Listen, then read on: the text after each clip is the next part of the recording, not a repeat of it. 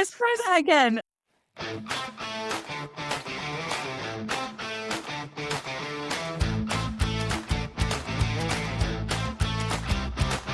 Welcome to the Price Writer podcast with Jeremy Keating and me, Catrin Townsend. Join us as we explore and discuss the world of insurance-related books, offering our insights, recommendations, and crucially, how you can apply takeaways to your pricing role. Today, we are continuing our discussion about creating constructive challenge within pricing teams. And we'll be referencing Rebel Ideas by Matthew Syed. Hi, Jeremy. Hello, Catrin. So this week we are looking at Rebel Ideas. So Catrin, do you want to give us an idea of what Rebel Ideas is about? This book is about diversity of thought, which is a really interesting concept, actually. We often hear about diversity, but I like how this book zooms in specifically about diversity of thought and explains what that means. So first of all, it goes into what it is and why it's beneficial to organizations. But what I love about this book is that it goes on to say, if you've been in diverse teams before, but you haven't really felt the benefit of the diversity, then here are some common blockers that might stop you feeling that. And it might mean that the constructive discussion or challenge is going to be unintentionally suppressed. So I really appreciate that, because if someone is unconvinced by the benefits of diversity, then this book is accessible and it's just really non-judgmental and really honest look at what teams have to do to unlock that potential. I think it's quite interesting. I mean, I thought it was a really good book, actually. Really, really good. So I really like the way he does talk about how diversity isn't necessarily about what people always think diversity is about. So actually diversity of ideas and quite simply different ways of thinking and different takes on things, different experiences. And I have found most of the pricing teams, largely people all think the same. And we tend to reinforce the way each other think. And we also tend to get quite extreme in our kind of interviewing practices to really get the most extremely analytical people we can. And maybe that is to our detriment. So I find I'm very analytical, just like everyone else, but most other people are process focused, whereas I'm then people focused. And just being that slight difference to everyone else. So I'm the person that doesn't fill in the log for 3 months, and then I do, and then now I know, and then I'll just write something because I can't even remember what I did, but I realize I've not filled it in for 3 months. So I'm that person that doesn't focus on the process, and just being that slightly different to everyone else, I can really feel it. So you can imagine just how much we all work the same, and maybe sometimes we don't need to fill in a log. Yeah, you definitely hear about people being either people focused, process focused, or results focused. I'm definitely process focused. I always feel like if you've got the process, then the results will follow. The results you deserve will follow if you're following that. So I'm really process focused, but I think that pricing is full of a lot of people who are results focused, and some people who are process focused as well. But you're right, getting that people side is a lot rarer. And one thing that really resonated with me in this book is the idea that not just other people, other views can be a form of diversity, but also other industries and other information even can be really synergistic. And this really resonated with me personally, because about a year ago, I started studying literature just for fun, because I'm a nerd who loves word studies and thematic reviews. I love that kind of stuff. I started doing this, and there was this one word that really stuck with me, which is exegesis. And in literature, this means the reading out from the original text of what it meant in that context, and then reading it out to your current circumstance. And as soon as I read the definition of that word, I was like, oh, yeah, like if you have for GBM and you're trying to explain it and trying to get some actionable insights, it's like exegesis, right? And once I had a word for that, I could be a lot more intentional about it. But just that synergy that I got from studying something totally different. And he picks up in the book about that, about sometimes you don't see the value of what you're learning, but you can really get transferable ways of thinking. Yeah. It just really resonated with me. And I think that's something that we should really encourage, that everyone has different hobbies. And whether it's knitting or literature or football, there's a lot that you can draw from your own experience and your out of work life and bring that to really enhance how you work as a team. Yeah, I think so as well. I think particularly the lack of the way we think diversity in pricing can often be to our detriment. So I can think of times, I think just so many particular examples where people have prepped their presentation, gone and presented them, and it has not gone well. Their proposal has not been signed off. And yet they did all the things that you should do. They practiced their presentation. They maybe gave it to the team. We all reviewed it. And then, I mean, to be honest, this has happened to me more than once. So I can be the example in these things. I practiced it. I've given it to everyone. Everyone said how good it was. I've gone and presented it. It's not gone very well. The proposal hasn't been signed off. And one of the problems there is that I have presented it to a whole load of people that think exactly like I do. And they've all been like, yeah, we really understand it. And it's great and brilliant. And change this, change that, more numbers here, more explanation here. People will love that. And then I present it to people who don't think like us, and it therefore doesn't go well.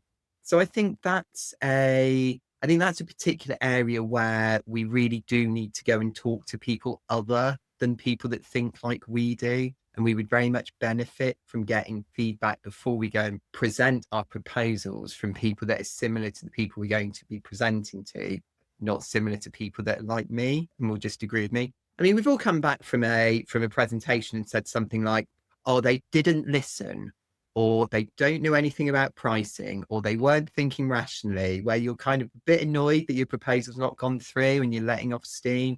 And really, maybe it comes down to the way we presented. Yeah, I think that there's a lot of business problems, particularly in big organizations where the problems are naturally quite complex, that you're not just going to be able to solve all of your problems through one business area.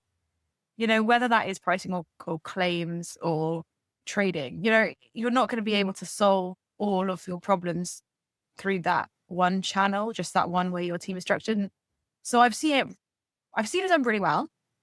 I've also seen it done less well.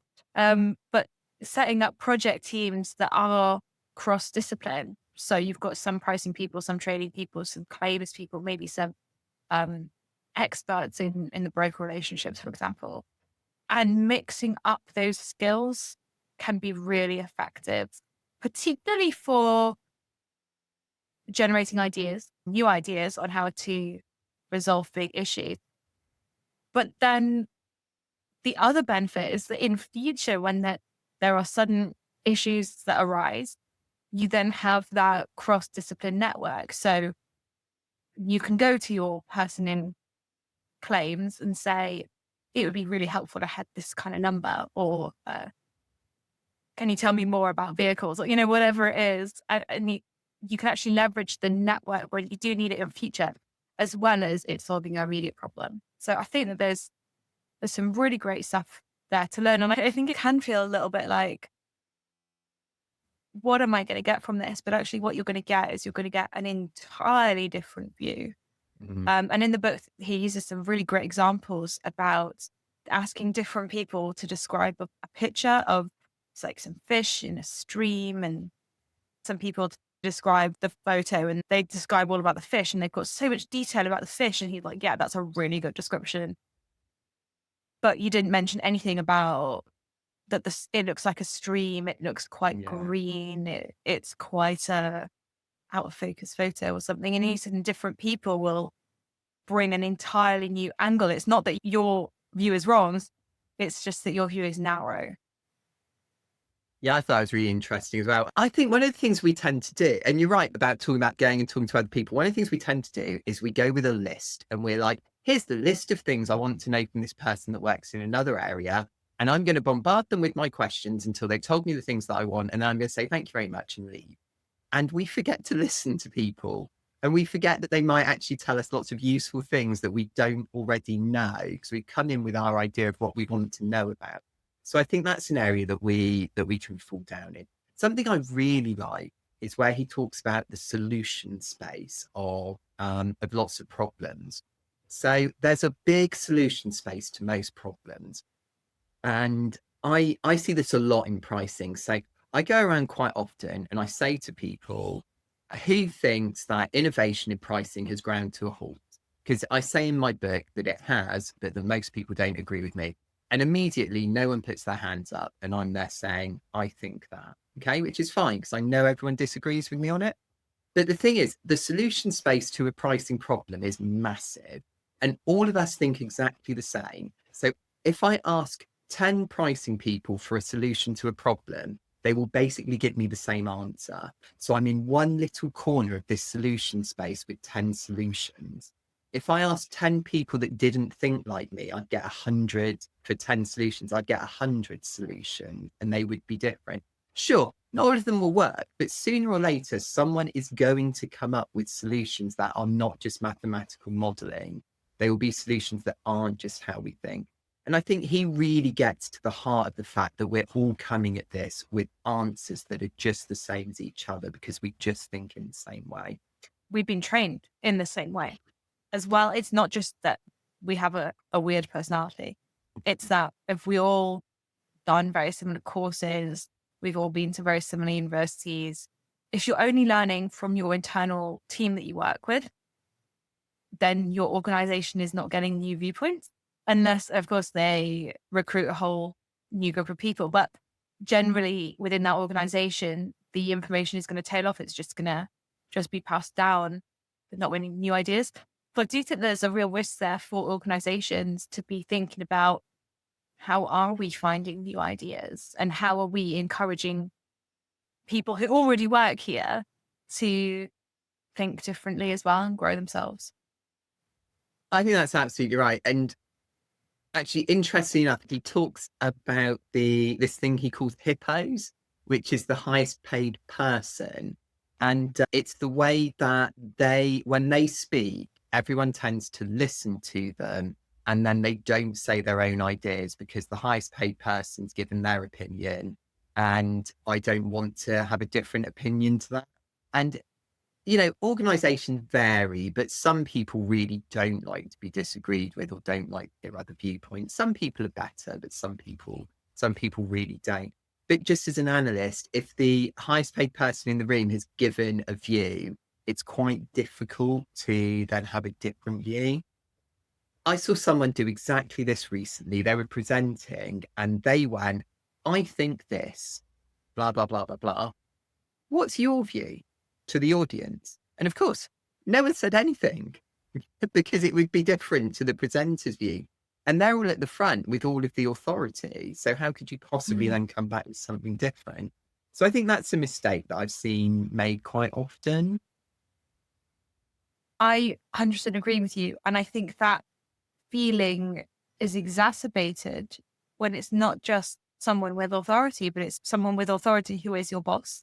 Yeah. Well, yeah. Or your boss's boss. And I think that can also be really difficult. So we have to be really aware of the power structures. And everyone's got an org chart, haven't they? And I think most people, we just use the org chart to say, oh, who's in that role? Who's taken Sarah's space? Now she's gone, that tends to be how we use it. But actually, I think what we should be thinking is, are the teams within or under that person, at how diverse in thought are they? And what are the weaknesses of the leader of that team? And is that exacerbated or is it complemented by their team? So if your manager is not very technical, having some really technical seniors is going to be helpful. Vice versa. If you've got a really technical manager, you might want to try and balance that out a little bit with more product knowledge, which is obviously technical in its own way, but product knowledge or soft skills. Sometimes when we're recruiting, we look for people who will fit the team. And I think we Mhm. have to be really careful with what we mean by fit. Is it that their face looks the same or that they have very similar interests? Are they going to be really great on the team five side, but maybe they're very similar to the people you already have? But actually, if we think of fit being diversity of thought, or are they bringing something new, like you say, to that solution space, then that can be a really interesting way to recruit that will actually help get that diversity benefit that I know some teams struggle with. I'll tell you a mistake I've made in the past. So we used to ask questions to people about estimating things. So it's like estimate the number of cars in the UK, things like that. And we somehow all fell into a habit of insisting that people give an answer to this and being like, no, no, we need you to show that you're confident and you give an answer to this. Like whatever it is, we don't mind. I've come to realize, like 10 years on, that that is a really bad way to interview someone. What I don't want in my team is someone that's just going to confidently be like, yeah, I think it's 30 million. That's actually not a very useful skill. What you want is someone that's going to be like, no, I'm going to research this and this and this and work it out in this way. And I mean, like I say, most people are process driven, but you see what I mean? Someone who actually thinks about how they're going to get to the answer rather than just confidently giving me something that's probably wrong. And who can say where they're going to research the information they need from. So if they say, well, what I really need to understand is um, the number of car manufacturers in the UK, where do I get a reliable source of that information from? That in itself would be a good interview answer. I would say, even if they don't give you an overall final, the answer is, however many million, or even maybe a formula, maybe be open to accepting a formula. It would be 10 times X, where X is so and so times N, something like that, because I think that still demonstrates their logical thinking, but it Yeah, I also guess that's, demonstrates they're not gonna bullshit you yeah, on an exactly. I think something I took away from this book, and it does reinforce something I often suggest doing, but it's actually getting outsider reviews of the work we do in pricing. So getting someone who knows pricing, they do know what they're doing. So there is an element that they're going to think the same of us there. But the point is they don't report to the head of pricing. So they are someone that can come in, has the authority to ask us questions, have the knowledge to correctly assess what we're doing, that isn't going to be swayed by the highest paid person in the room. So I think that can actually have a really big impact on the quality of the work that we do. Yeah, one thing that I took away from this was actually how much do we implicitly ask people to conform and how much do we really welcome them when they don't? If people do challenge us on answers or in presentations or whatever proposal we're making, are we giving off subtle or unsubtle hints that we actually don't want them to say bad things? And I think particularly in sign-off meetings, if your sign-off meeting is going to be, oh, I'll take it to sign-off meeting. It's after lunch, so no one's going to listen and it will just go through automatically. Then either it would kind of suggest to me that either there's not enough diversity of thought or it's not a very effective governance meeting. And that's not to say that constructive criticism or challenge has to be an absolute drama fest, and delay everything. But I guess it's just if you ask people to review some work, well, firstly, do you ask people to review some work? And when you do you give them areas that you don't think go that well? So for example, if your weakness is coding or you use a new tool that you haven't had much experience with, telling them about that can really help them make their review very useful, not just to you, but also gives them a bit more encouragement that you can withstand the more challenge in that area. And I think that people really respond well to that. It's quite different to hearing, can you review this and give me some feedback, to can you review this please, because I would love some feedback on my coding in this section of code, because I wasn't quite sure about this. You know, that you're going to get a much more open and honest challenge. Yeah, I think that's right, actually. I think something many of us have is the desire to be the most intelligent as well. It's pretty common sort of weakness, I guess, among people that work in pricing teams. And that can be nicely competitive in our own teams, and it can result in us getting quite good challenge. But sometimes it can be a bit off-putting when we present. And I do think that's something that many of us are like, and it might be that would be an area where I'd be nice to bring out some more diversity in quite a simple way, just not having people that are so competitive. But it's not surprising we're like that because they are competitive jobs. They are jobs that everyone wants. It's really quite hard work to do a degree, a master's, and so on. So we naturally self select for very particular types of people, which, I'll hold my hand up. I am exactly that sort of person. It's taken me a long time to, yeah, exactly, to learn ways of behaving better. So, on the whole, Catrin, what do we think of this book? I really liked it. I'm always a bit skeptical when books go straight to comparing it to something that's a very dramatic event like 9/11. It feels, are you trying to be on purposely shocking?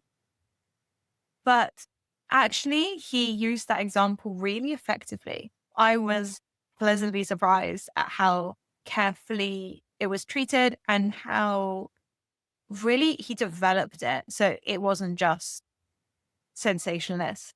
It was actually a really good example. So I was initially skeptical, but I read it in about 2 days.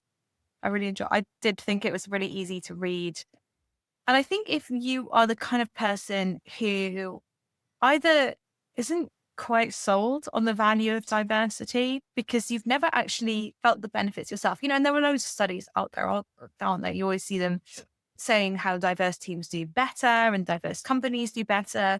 But if you've been in that situation yourself and you've been in a diverse team, but you're just like, it wasn't any different, then I think this book is really going to help you see what work the team needs to do to leverage that diversity.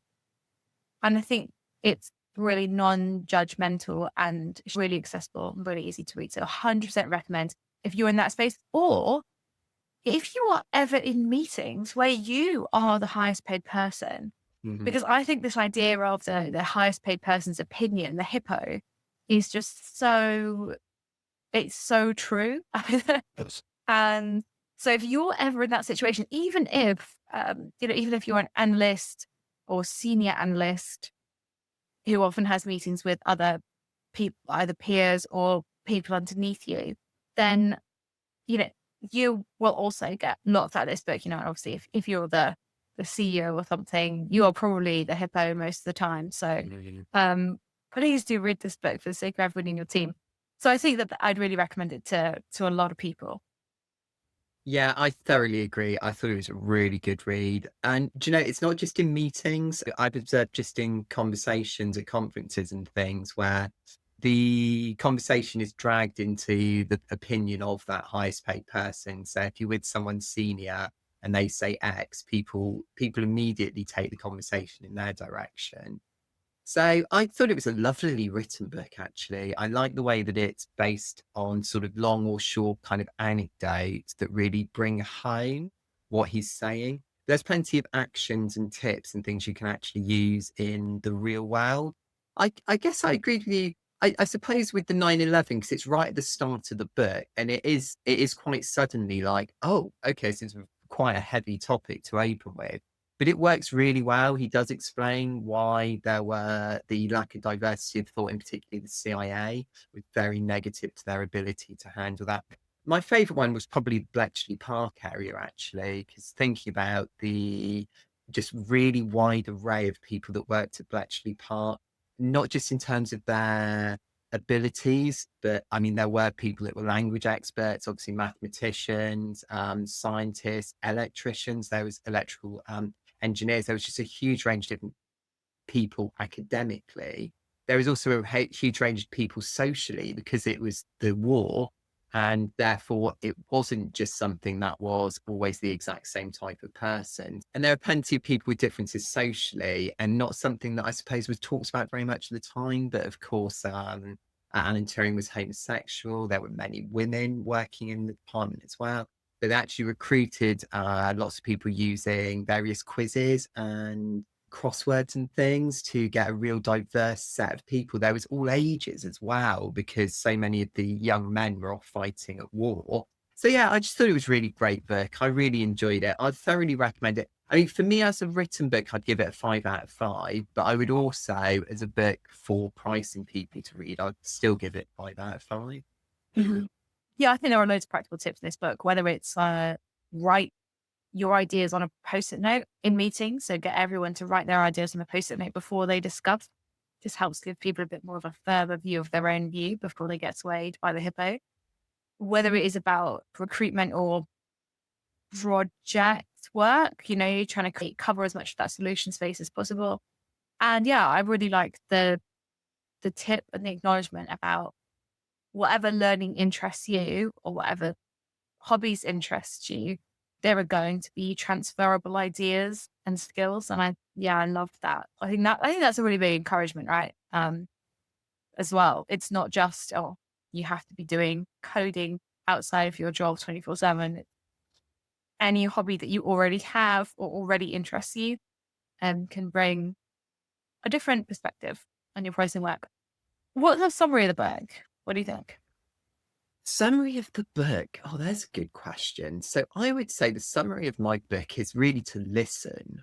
I've got a thing about listening, actively listening. So don't just take away that people are disagreeing with you. Listen to them. They think differently to you. They probably have valid points. I mean, weigh up whether you think it's a good idea or not. I mean, he talks about the football committee.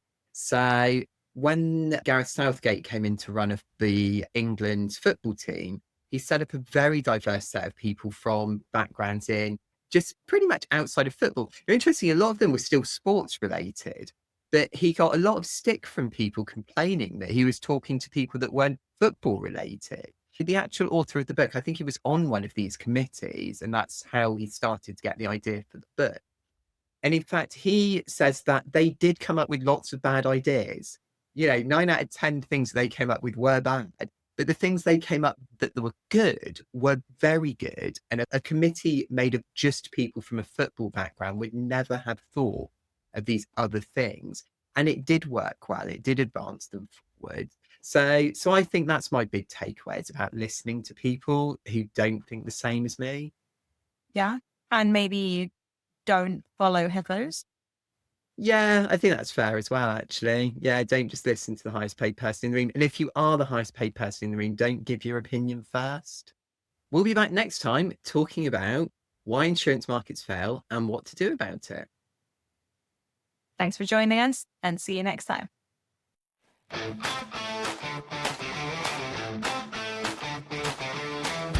Price Writers is a training and education company focused on insurance pricing.